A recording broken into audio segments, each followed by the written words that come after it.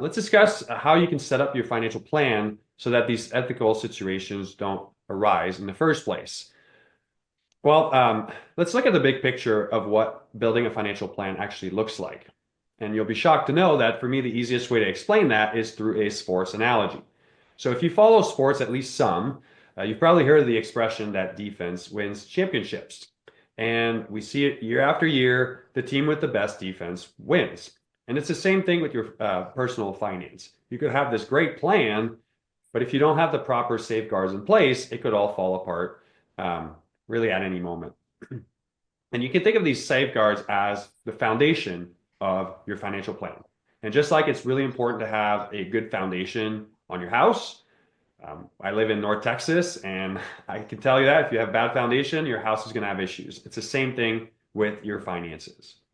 And you can think of the foundation being built on 5 different pillars. You have budgeting and cash flow, emergency fund, your debt management, estate planning, and insurance.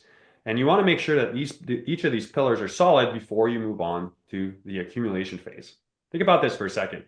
You're spending less than what you're earning. Your emergency fund is fully funded. Your debt is well managed, or if maybe there's none, and all of your contingency plan is in place. I think it would be a lot easier to make ethical decisions every single time for you. So let's start our discussion with budgeting and cash flow. From a business owner standpoint, the key to proper cash flow management is to separate your business and your personal expenses.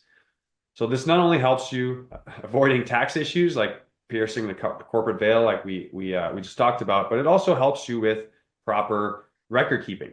If you put a bunch of personal expenses on your business credit card, well, number one, you're going to have a really hard time to determine your true profitability as a business owner. And number two, it's going to be an accounting nightmare to reconcile all of this when you file your taxes the next year. So personally, I have a business bank account and a business credit card, and I only use those for business expenses.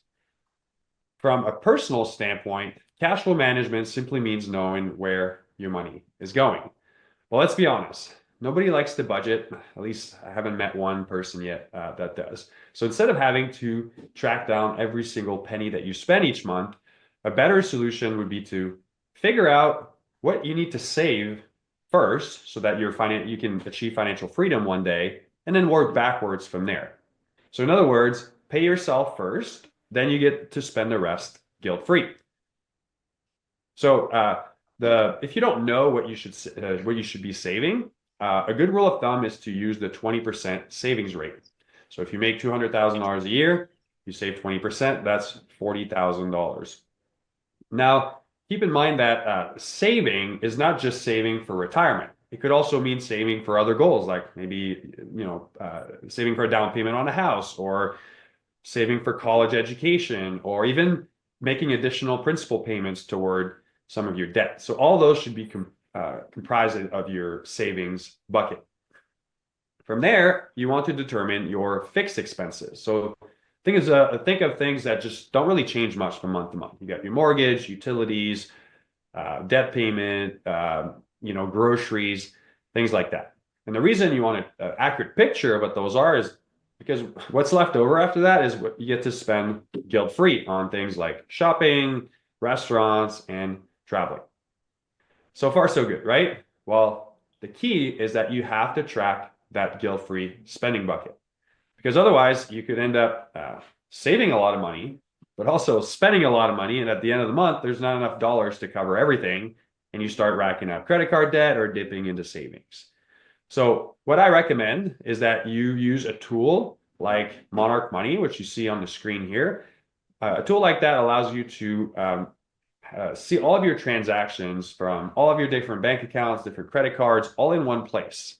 And you can even set spending targets for certain categories like shopping, restaurants, things like that.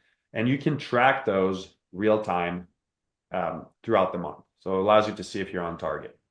Also, it allows you to make sure, as you review transactions, that you're not seeing any fraudulent transactions. So I call this unbudgeting, because you don't have to budget to reach financial freedom.